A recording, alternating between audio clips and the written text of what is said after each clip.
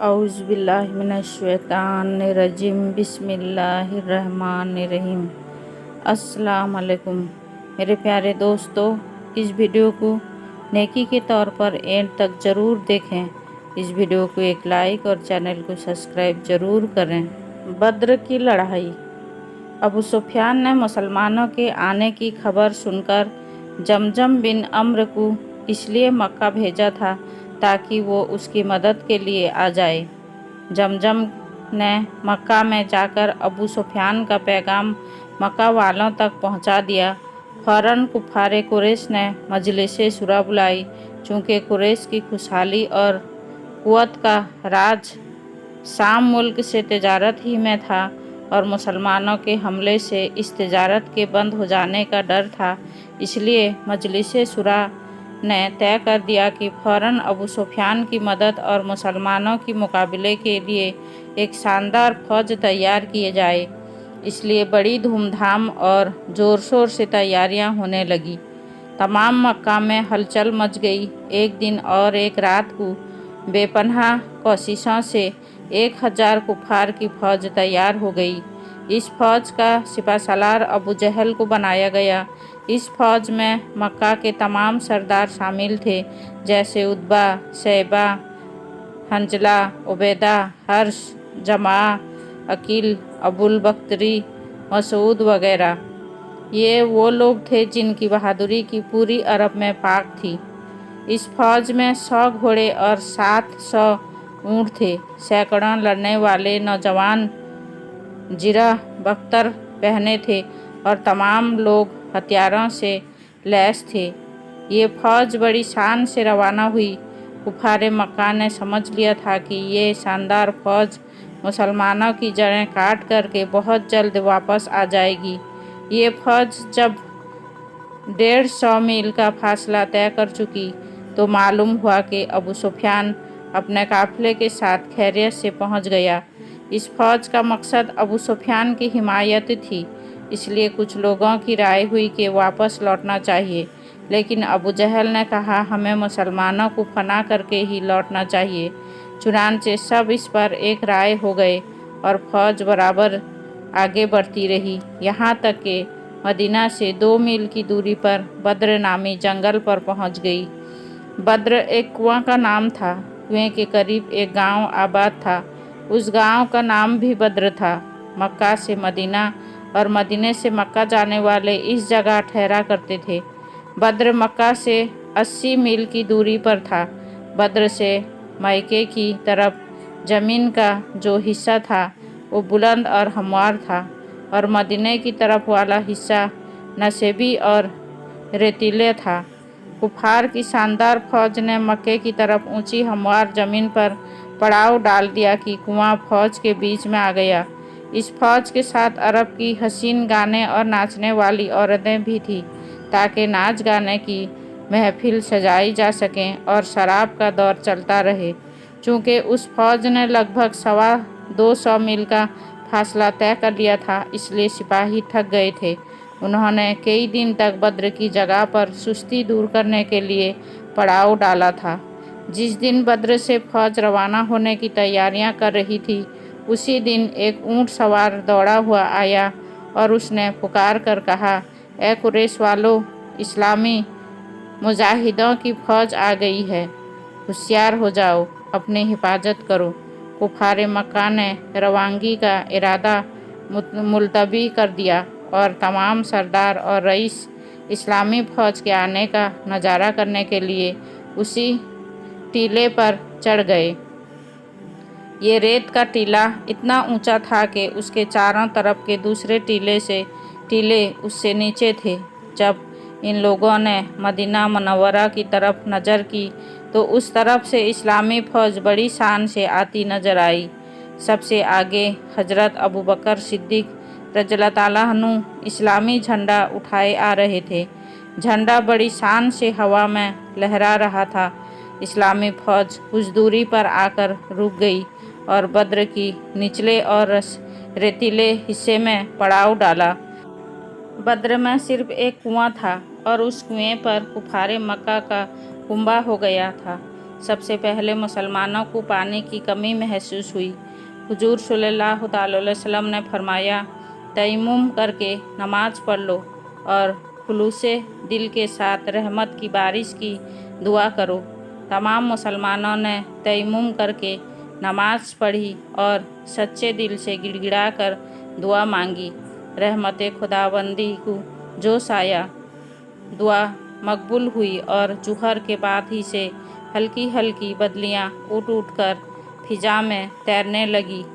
अस्र के वक्त तमाम बदलियाँ मिलकर घटा बन गई। ठंडी हवा चलने लगी। हुजूर सल्लल्लाहु अलैहि वसल्लम ने मुसलमानों को एक साफ सुथरे नसेबी जगह पर एक बड़ा तालाब खोदने का हुक्म दिया। तमाम मुसलमान तालाब खोदने में लग गए। थोड़ी ही देर में तालाब तैयार हो गया। तालाब तैयार होते ही बारिश शुरू हो गई। बारिश इतनी हुई कि तालाब पूरी तरह भर गया। ये बारिश इशा तक हुई।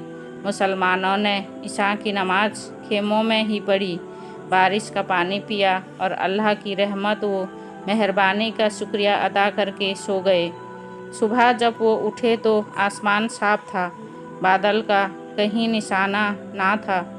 रेतीली ज़मीन पानी पड़ने से कड़ी हो गई थी। अभी वो नमाज से फारिग भी ना हुए थे कि कुफारे हथियारों से लैस होकर मैदान में आ गए। जिस मैदान में कुफार ने लाइनें बनाई थी, बारिश होने की वजह से उसमें दलदल हो गई थी। घोड़ों के सुम दलदल में से जा रहे थे। मुसलमान भी नमाज से फारिग होकर मैदान में लाइनें बनाने लगे। हुजूर सल्लल्लाहु अलैहि वसल्लम नमाज पढ़कर खेमे के अंदर तशरीफ़ ले गए और सजदे में सर रख कर अल्लाह ताला से दुआ करने लगे, ए पैदा करने वाले, ए पालनहार, मुसलमान सिर्फ तेरे भरोसे पर तेरे हुक्म के मुताबिक घरों से निकलकर लड़ाई के मैदान में आए हैं। ए अल्लाह, तुझे पूजने वाले, तेरा नाम लेने वाले, तेरे नाम पर मर मिटने वाले तादाद में कम हैं और ताकत में कमज़ोर हैं। ए अल्लाह, ये पहली लड़ाई है, इस लड़ाई में मुसलमानों को हराकर शर्मिंदा ना करना। ए कुदरत वाले, इज्जत और बढ़ाई तेरे हाथ में है। ए अल्लाह, तू गरीब बेचारे मुसलमानों को जिता, उनकी हिमायत कर। परवरदिगार, मुसलमानों को सिर्फ तेरा सहारा है, तुझसे उम्मीद है, तू उन्हें मायूस ना करना। ए अल्लाह, अगर तूने इस छोटी सी जमात को हलाक कर दिया तो ज़मीन पर तेरी इबादत करने वाला कोई बाकी ना रहेगा। हुजूर सल्लल्लाहु अलैहि वसल्लम सजदे में पड़े हुए रो रो कर दुआ मांग रहे थे। दुआ मांगने से आपको कुछ तस्कीन हो गई। कुछ देर बाद आँख खुली, आप उठे और मुस्कुराते हुए खेमे से बाहर निकले। मुसलमान आप सल्लल्लाहु अलैहि वसल्लम के आने का इंतज़ार कर रहे थे। आपको आते देख उन्होंने अल्लाहु अकबर का ज़ोरदार नारा लगाया। आप धीरे धीरे चलकर निहायत इत्मीनान से इस्लामी फ़ौज में पहुँचे। आप सल्लल्लाहु अलैहि वसल्लम ने फरमाया, मुसलमानों, जीत मुबारक हो। खुदा का हुक्म नाजिल हो गया कि कुफार हार कर भागेंगे और मुसलमान जीत जाएंगे। आपका ये इरशाद सुनकर मुसलमानों को बड़ी खुशी हुई। हुजूर सल्लल्लाहु अलैहि वसल्लम ने जीत की खुशखबरी उस वक्त तक सुनाई थी जबकि अभी लड़ाई शुरू ना हुई थी। मुसलमान कुफार के मुकाबले में तादाद के लिहाज से तिहाई थे और हथियारों के लिहाज से 100 में से एक हिस्सा भी ना थे। कुफार तमाम जिरोपोश, जवान, मजबूत, तजुर्बेकार और लड़ने वाले थे और हथियारों से लैस थे और मुसलमान फाका ज़दा, कमज़ोर, बीमार और बेसर वो सामान थे। जिरहपोश एक भी ना था। मामूली हथियार भी सबके पास पूरे ना थे। मुसलमानों और कुफार का मुकाबला किसी भी तरह बराबर का ना था। इस हालत में भी जीत की खुशखबरी एक अजीब व गरीब बात थी। हुजूर सल्लल्लाहु अलैहि वसल्लम ने लड़ाई के मैदान में आकर सबसे पहले सफ़े दुरुस्त की। जब सफ़े ठीक हो गईं तो हुजूर सल्लल्लाहु अलैहि वसल्लम ने फरमाया, मुसलमानों, लड़ाई में शुरुआत ना करना, कुफार की ज़्यादा तादाद से ना घबराना। खुदा ने तुम्हारी मदद का वादा कर लिया है। इसलिए तुम्हारी जीत होगी। दोनों फौजें आमने सामने आकर खड़ी हो गईं। दोनों झंडे हवा में लहरा रहे थे। थोड़ी देर बाद फौजों कुफारे से 3 तजुर्बेकार जवान मैदान में सामने निकल कर आए। इन तीनों में उतबा और शैबा 2 भाई थे और तीसरा वलीद था। तीनों बड़े बहादुर, जोशीले और लड़ने वाले थे। तीनों ने है कोई मुकाबले का नारा बुलंद किया। इन तीनों का मुकाबला करने के लिए इस्लामी फ़ौज में से अंसार के 3 जवान निकले। इनमें से औफ, मुअज़्ज़ 2 सगे भाई थे और तीसरे अब्दुल्ला बिन रिवाह रज़ियल्लाहु ताला अन्हु थे। जब ये तीनों कुफार के सामने खड़े हुए तो उतबा ने उनसे पूछा, तुम कौन हो? हम अंसार हैं। हजरत औफ ने जवाब दिया, हमको तुमसे लड़ने की ज़रूरत नहीं। उतबा ने बुरा सा मुँह बनाकर और घमंड में चूर होकर कहा, ए मोहम्मद, हमारे मुकाबले के लिए हमारी कौम के लोगों को भेजो। हुजूर सल्लल्लाहु अलैहि वसल्लम ने हजरत हमजा, हजरत उबैदा और हजरत अली रज़ियल्लाहु ताला अन्हु को इशारा किया। ये तीनों पूरी जोश के साथ निकलकर कुफार के मुकाबले में खड़े हो गए। औफ, मुअज़्ज़ और अब्दुल्ला वापस लौट गए। इन 3 नए जवानों को देखकर उतबा ने कहा, हाँ, हम तुमसे लड़ेंगे, लेकिन क्या तुम हमारी ताकत को नहीं देख रहे हो? क्या तुमको ख्याल है कि हमसे लड़कर जीत जाओगे? हबल की कसम, अभी ना जीत सकोगे। या तो लड़ाई के मैदान में कत्ल हो जाओगे या गिरफ्तार होकर गुलाम बनोगे। हजरत हमजा को उतबा की ये बकवास बहुत बुरी लगी। बोले, उतबा, ताकत पर घमंड ना कर। खुदा में वो ताकत है कि वो कमज़ोर को भी ताकत वालों पर गलबा दे देता है। मच्छर जैसी नाजीज हस्ती से नमरूद बादशाह को हलाक कर देता है। तुम्हारी ताकत ही क्या है? बहुत जल्द तुम अपने घमंड का बुरा अंजाम देखोगे। मक्के के कुरैश कबीले की तकरीबन 1000 बड़े बड़े योद्धा शामिल थे, तो दूसरे तरफ पैगंबर इस्लाम के साथ उनके सिर्फ 313 साथी शामिल थे, जिनमें से ज़्यादातर लोगों ने कभी जंग लड़ी ही नहीं थी। यहाँ तक कि जंग के किसी भी किस्म के साजो सामान तक उनके पास नहीं थे।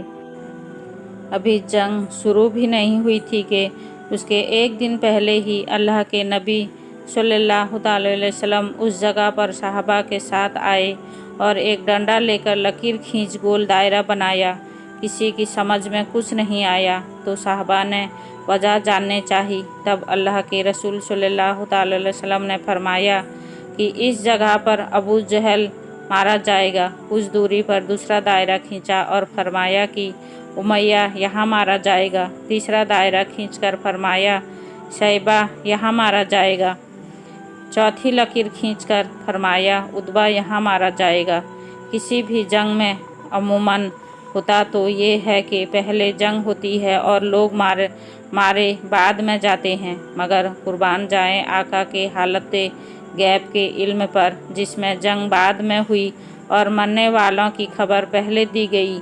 अबू जहल वो बदबख्त था जिसने अल्लाह के रसूल को बहुत बुरा भला कहा था, उन्हें बहुत तकलीफ़ पहुंचाई थी। इस बदबख्त को जब अल्लाह के रसूल सल्लल्लाहु अलैहि वसल्लम और उनके जानेसारों की खबर मिल गई तो उसने सोचा कि उनकी तादाद ही कितनी है, मुट्ठी भर, इसलिए अच्छा मौका है सबको हलाक करने का, ताकि कोई मोहम्मद सल्लल्लाहु अलैहि वसल्लम के खुदा को मानने वाला ही नहीं रहेगा, तो इस्लाम वैसे ही ख़त्म हो जाएगा। जब जंग शुरू हुई तो दुश्मनों की तादाद कई गुना अधिक थी, जिसमें कुरैश कबीलों वालों में मौजूद बहुत से लोग किसी न किसी के करीबी रिश्तेदार भी थे। यहाँ तक कि कोई किसी का बाप तो कोई चचा मामू भी था। तब अल्लाह के रसूल ने अपने रब से दुआ की कि ए मेरे रब, अगर इस जंग में हम नाकाम रहे तो फिर तेरी इबादत करने वाला कोई ना रहेगा। अल्लाह ने इस जंग में उनकी मदद फरमाई। इस जंग में अल्लाह के रसूल की तरफ से एक सहाबी उमैदा बिन हारिस ने उस वक्त आपसे जन्नत के बारे में पूछा कि या रसूल सल्लल्लाहु अलैहि वसल्लम, अगर मैं शहीद हो गया तो क्या मुझे भी जन्नत मिलेगा? आपने उससे कहा, हाँ बेशक, तुम जन्नती हो। और इस बहादुर साहबा ने बहादुरी से लड़ते हुए शहादत पाई। अचानक ही जंग के दौरान मुहाज और मोविस नाम के 2 बच्चे आए।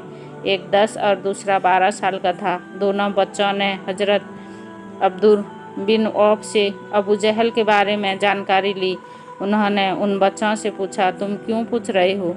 तुम्हें जंग से दूर रहना है। मगर उन बच्चों ने कहा, वो गुस्ताख हमारे आकाए करीम सल्लल्लाहु अलैहि वसल्लम को गाली देता है, हम उसे मारेंगे। कहते हुए दोनों हाथ में छोटी तलवारें लिए वो दुश्मनों के लश्कर में घुसते चले गए। वो अबू जहल तक पहुँचे और ऐसा मारा कि वो ज़मीन पर गिरकर तड़पने लगा।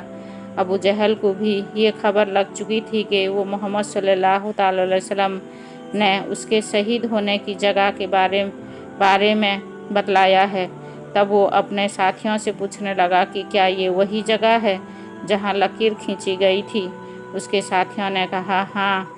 तो वो छटपटाते हुए दायरे से बाहर निकलने लगा, लेकिन नहीं निकल पाया। तब साथियों से कहने लगा कि मोहम्मद सल्लल्लाहु अलैहि वसल्लम की बातों को झूठी साबित करना है, मुझे इस दायरे से बाहर निकालो। साथी उसे उठाने के लिए झुके ही थे कि अबू जहल ने दम तोड़ दिया। जंग बद्र में अबू सुफियान के 3 बेटे इस्लाम की मुखालिफत में लड़े। मुआविया, हंजला व अम्र हजरत अली करामुल्लाह ताला अन्हु के हाथों कत्ल हुआ। अम्र कैदी बना और मुआविया मैदान से भाग गया था। इस जंग में 70 कुफार शहीद हुए और इतने ही घायल हुए। कुछ को बंदी बनाए गए तो कुछ जान बचाकर भाग गए। अल्लाह के रसूल के तरफ से जंग करने वालों में 6 मुहाजिर और 8 अंसारी शहीद हुए और आखिरकार हक की जीत हुई।